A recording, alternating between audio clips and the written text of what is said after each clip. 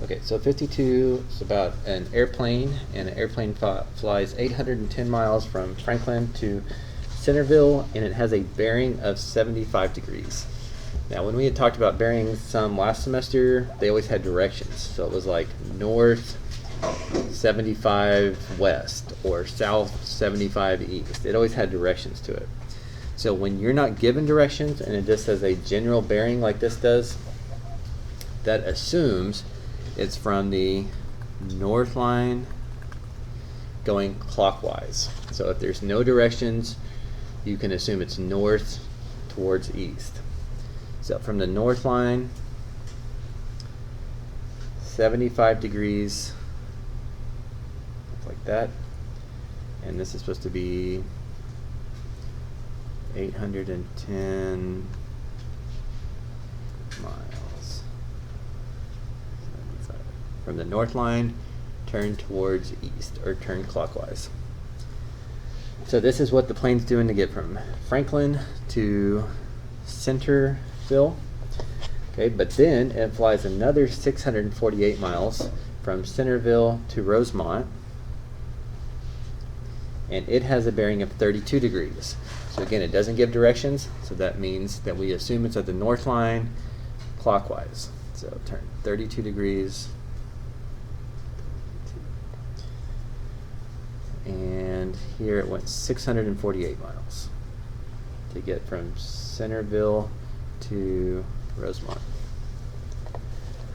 Okay, so as you guys know, if you've been on an airplane before, you often have to do these layovers and temporarily go to places you're not really trying to go to.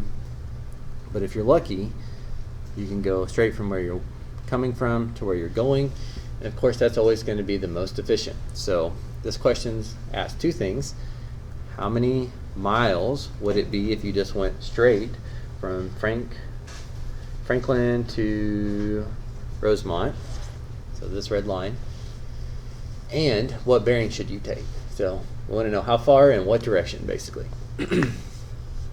All right, well, this is in our law of cosine section. So we know law of cosines works if you have side, side, side, side, angle, side. You need to know when you can use it.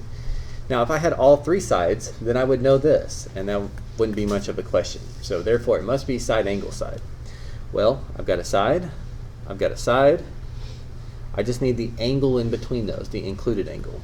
So I really need to figure out what this angle C is, and then I can throw the numbers into law of cosines.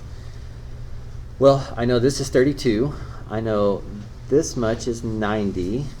So I need to figure out how much that little tiny piece there is. And my helper is that this is 75 degrees down here. This is 75. Okay, so a similar trick that we used earlier this year with bearings. If this is a north line and this is a north line, then these two lines will be parallel. And you can do a lot of different angle relationships, but I'm going to use the fact that these two would be the same because they're alternate interior angles.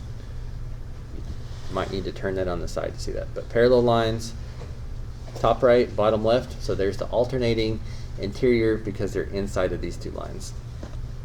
So if that's 75, this is 75. And that's definitely probably the hardest part of the problem. Once I figure that out, these two make 90, so this little tiny piece was 15, and angle C is 15.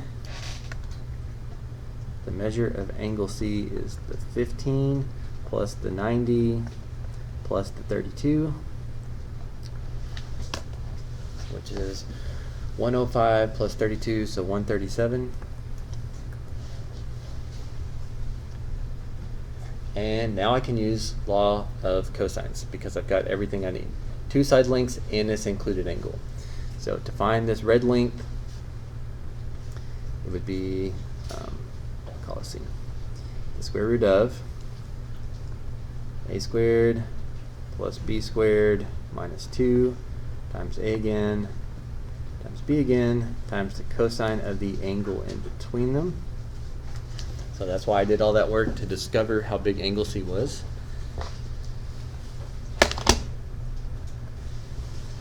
And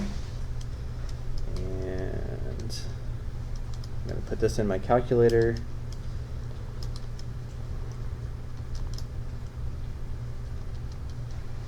Making sure it's in degree mode.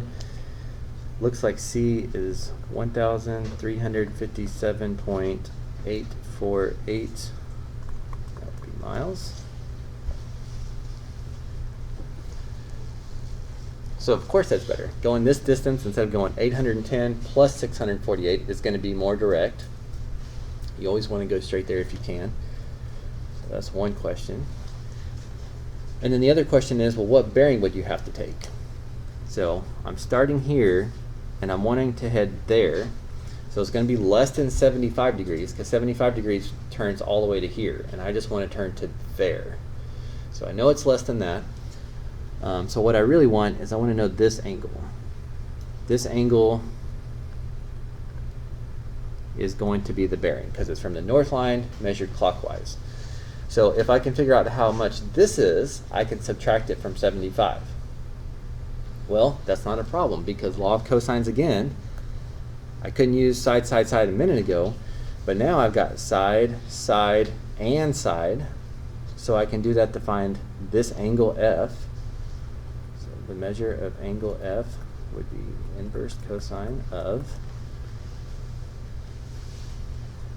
let me see, 648 here, this would be C squared, this would be 810 squared to 810 C.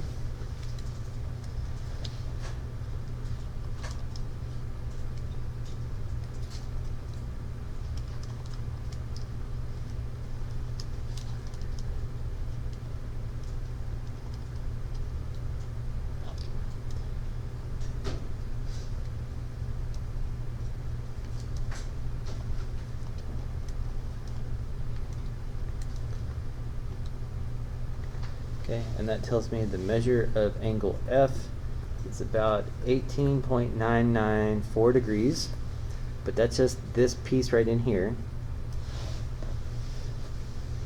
The bearing would be 75 minus that. 75 minus this.